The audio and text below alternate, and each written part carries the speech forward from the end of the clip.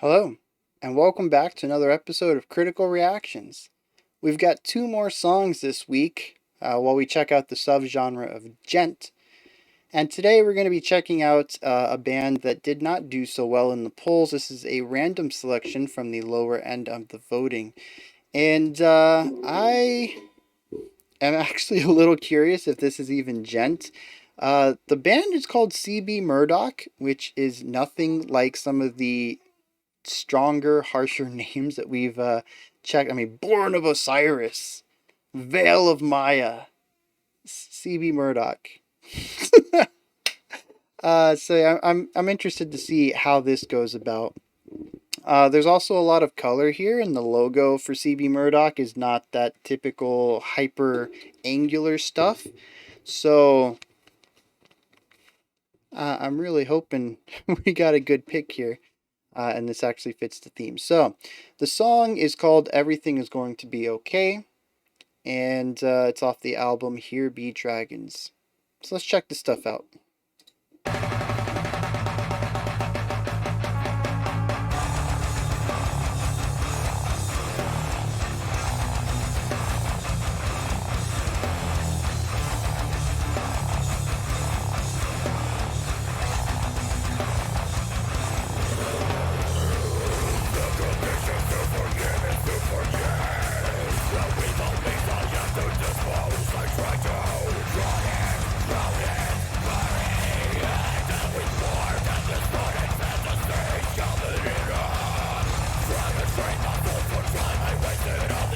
This is very interesting.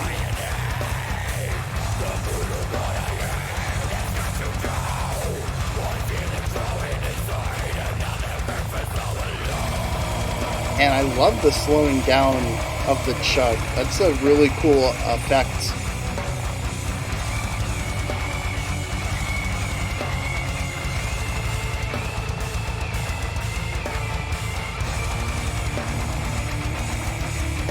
It sounds like a ritardando, but the drums are actually keeping steady tempo, so yeah, that's just... It sounds like a gradual halving of the notes being selected.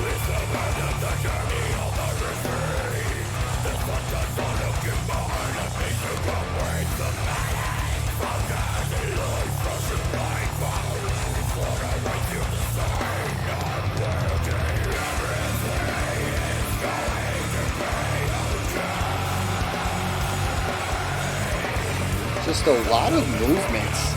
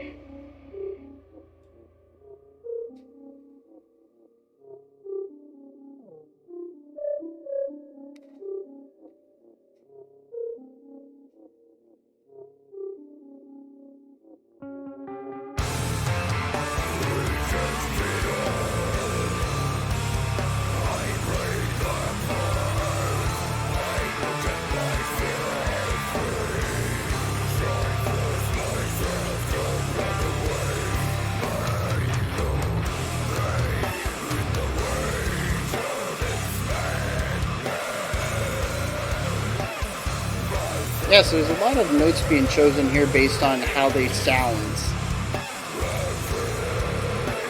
Especially based on movements.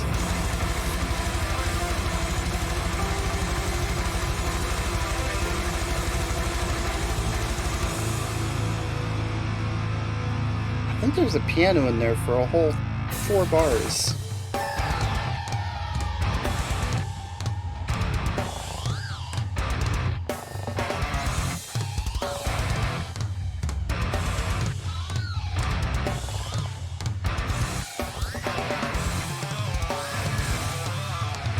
Yes. So we got a nice little Hocket going on. A very spaced out Hocket using similar textures, so we're kind of like on the fringe definition of being a Hocket. And now we've merged the two sounds together into a unified melody. So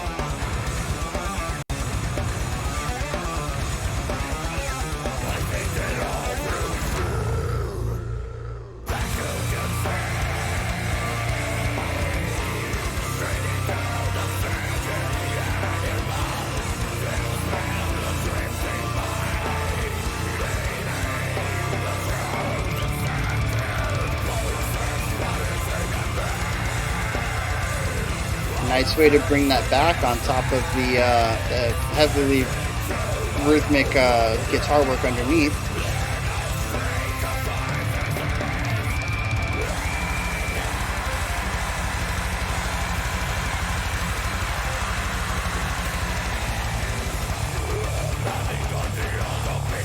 That was a clean transition.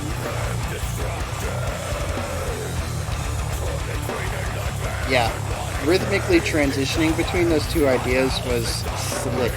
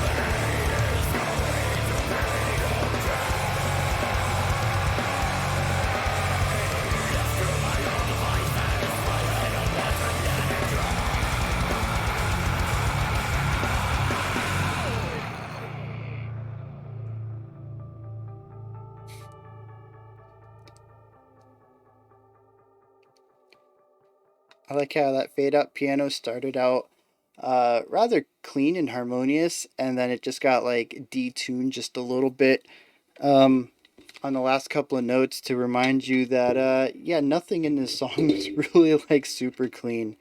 They just wanted to stick around or stick with that concept.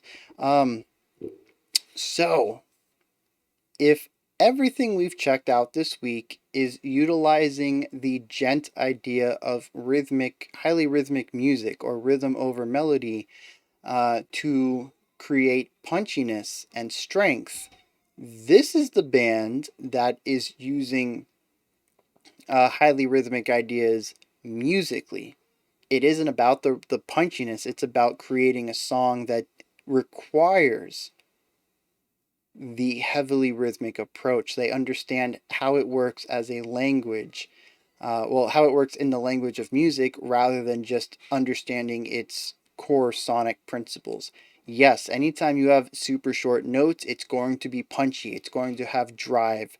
When you increase, distortion levels and volume levels, it's going to be a heavy sound. Um, but these guys are using it not because it's heavy, but because this song could not be done with less rhythmic elements. The core riff of the song is 16th notes for a bar or so, and then eighth notes in a triplet pattern, and then 2 bars of eighth notes. Maybe even like the tail end of that fourth bar being quarter notes. It is about this gradual slowing down. It is about basically a loss of momentum. You have this fast gallop, this fast chug, and it just loses steam by the end of the rhythm, by the end of the riff, and you can't replicate that with harmony. That is something that really can only happen, that effect of sluggishness. I mean, I take that back. You can do it with harmony.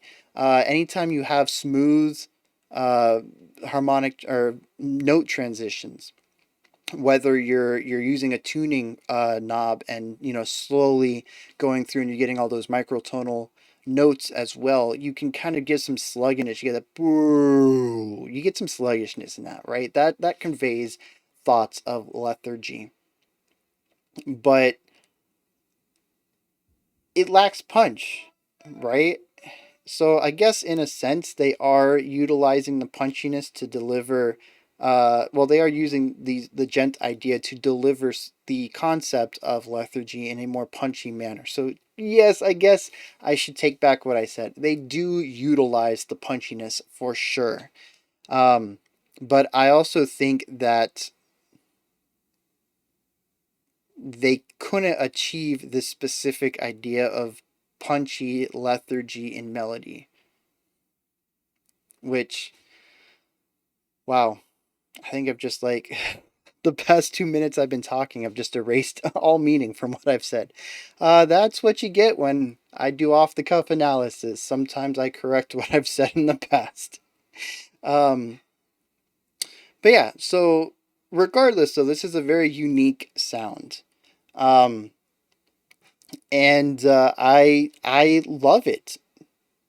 This sort of slowing down is present throughout this entire track, whether it is from the slowing down of a single note in a rhythmic pattern to uh the string bends or down tunes or whatever you want to do to kind of bend some notes, even in the piano. It was probably digitally bent there at the end, digitally detuned.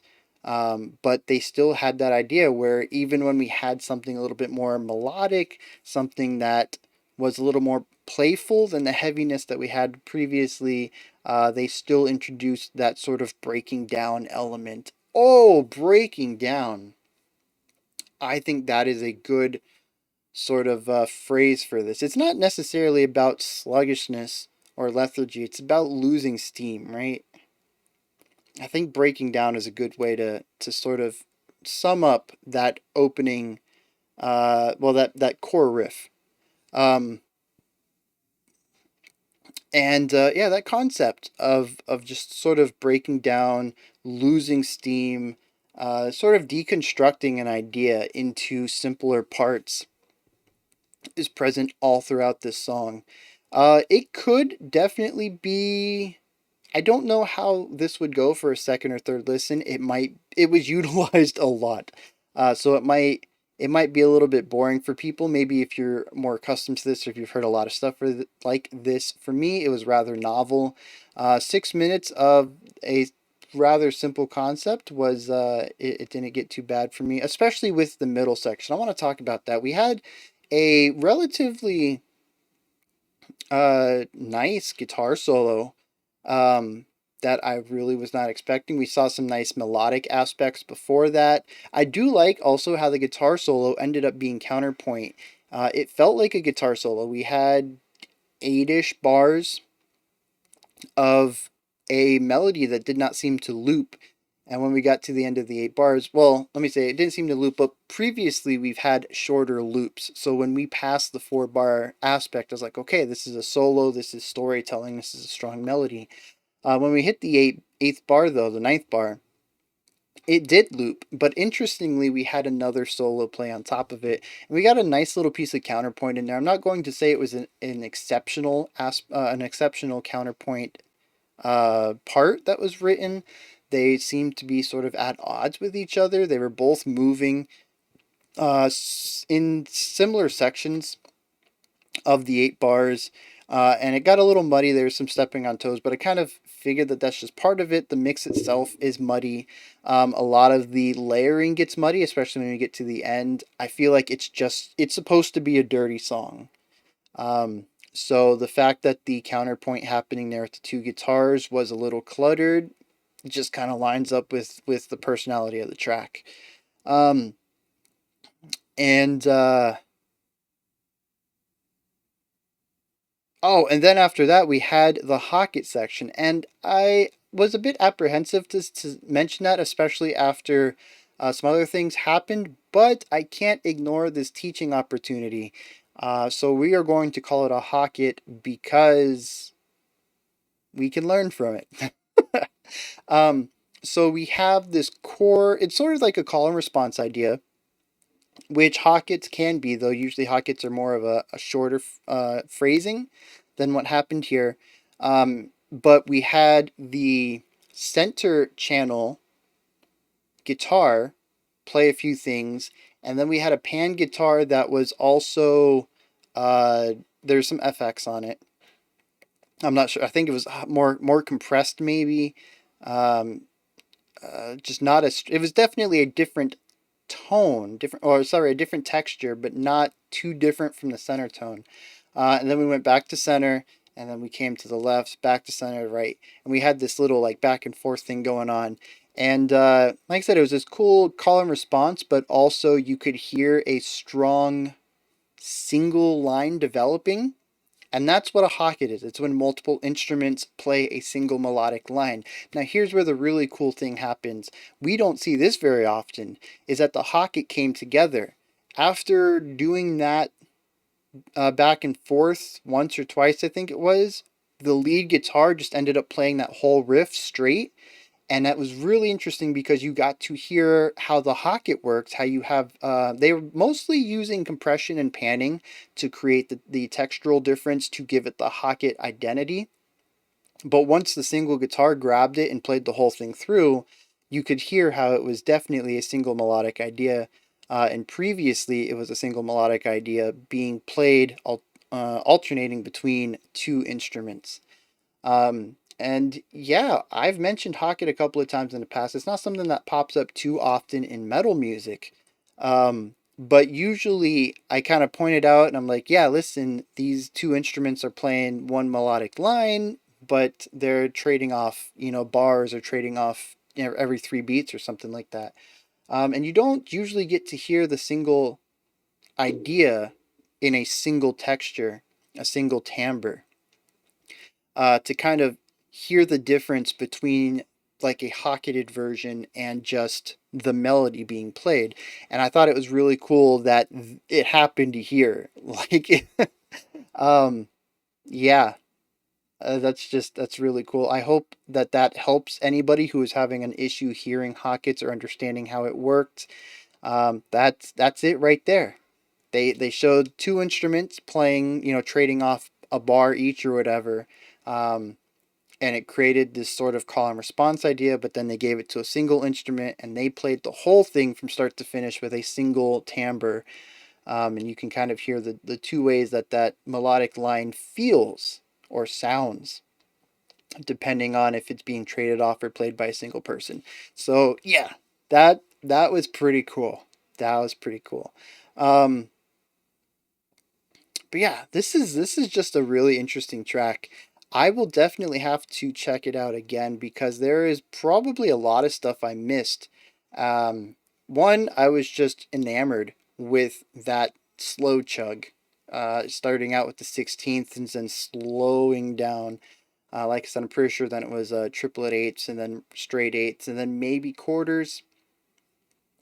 But yeah, just that gradual slowing down. I actually thought like I said, we had a retardando going on, but the drums stay solid. It is, there's no tempo change going on. That is all music length or note length changes that are being utilized. But it feels so smooth. And I'm curious if, see, because I kind of mentioned that it's sort of on the bar. Like I said, a bar of 16th and a bar of eighth triplets and 1 or 2 bars of eighth. But I almost wonder if there isn't a little bit of a beat before the bar or a beat after the bar, so that the change doesn't happen with the accent going on in the drums, which would give it the illusion of being a smoother transition. Because if you hear the change every 4 bars, you're going to be able to hear, you hear the change and then it becomes a bit disjointed. This is that bar, this is the next bar, but this is such a smooth transition that it feels like, a gradual retardando or maybe like a strong fermata across multiple bars. Um, no, I guess you can't do a fermata over a few bars. Fermata is like a specific beat thing. Yeah, so that'd be a retardando. Um, but yeah, it's just done so gradual, and that really enthralled me for like every time that it popped up. I really don't remember much else other than the growls not being exactly to my taste. Not necessarily my favorite style of vocal work. But yeah, everything else in that core section, whenever that slow chug came on, I kind of don't remember it because I was just paying so much attention to like the rhythmic aspect of that and the way that it makes the song feel like it's barely gonna make it to the next bar. It feels like the song is just having such difficulty moving forward. And yeah, I dig that a lot. So yeah, I'm gonna have to give these guys another listen and try to pay attention to things other than that. This is where you guys come in though. Hit me up in the comments. Sorry. Hit me up in the comments. Let me know what you thought of CB Murdock's Everything Is Going to Be Okay. And once again, I do want to point out that we have listened to 4 Gent songs, and all 4 songs are very different.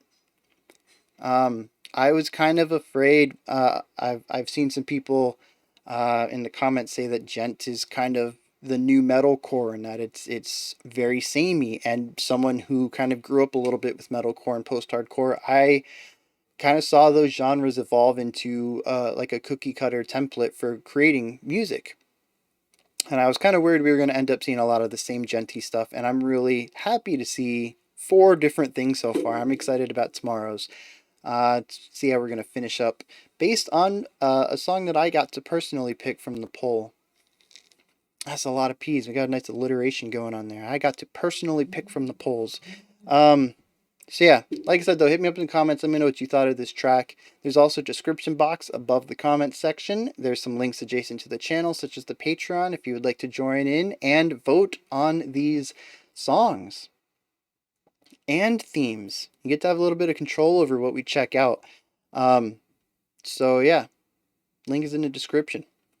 Like, subscribe, ring the bell, all those buttons. I greatly appreciate it. We're almost at 15K, so anybody who can help with those subscriptions, I appreciate you. I don't know what we're gonna do at 15K, but I guess we'll do something because that's kind of a big deal, right? That's 15% of the way to getting a plaque.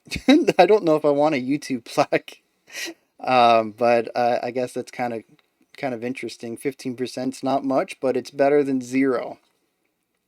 All right, I'll be back tomorrow, 5 p.m. Eastern Standard Time, 10 p.m. UTC, as usual. We're going to fill out this week and check out our final Gent song before heading into the special selections on the weekend. All right, until next time, remember to be critical, not cynical, of the music you listen to, and have a fantastic morning, afternoon, or evening, whenever you choose to watch my videos.